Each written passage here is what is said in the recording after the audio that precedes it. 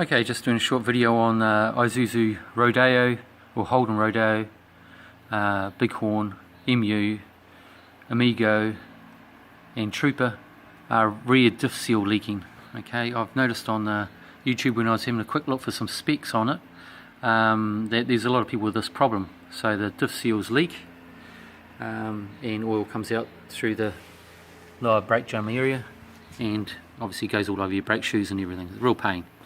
Okay, so this is the Isuzu diff. This is the, they call it the 12 bolt big diff. 12 bolts mean the bolts that hold the crown wheel onto the carrier, not what hold the diff head into the housing. Okay, so it's actually the 12 bolt on the crown wheel. That's how they identify them. Now, how it's determined, the whole reason why the seals leak is because there's usually too much infloat on the axles. Okay, so the axles, infloat on axles means that they go in and out. So this way, in and out. There's too much infloat. The reason why this is a problem, they use taper bearings on them instead of a roller or a ball bearing system. Okay, taper bearings. Taper bearings are similar to the setup that you have on the front. Okay, you'll have two lots of taper bearings where they load up against each other for preload, and they stop your front wheel from wobbling up and down, sideways, backwards and forwards.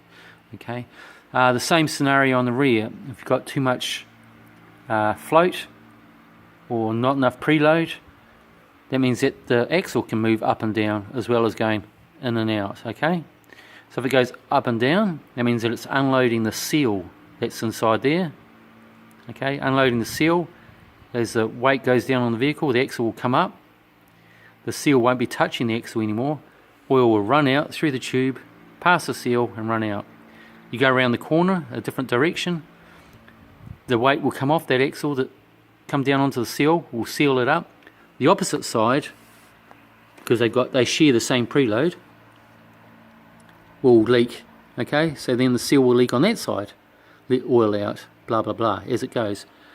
Sitting evenly on a flat road, not doing anything, maybe stationary, both axles will be moving up because there's not enough preload on them. The seals won't be touching very well. Oil will leak out of both sides at the same time. Okay, so what you need to do is you can preload just one side with shims, these shims here that I've already taken one out of so far. I'm just sorting it out now. The shims going between the housing and the bearing housing. There's shims in there, there's about 5 of them in there at the moment.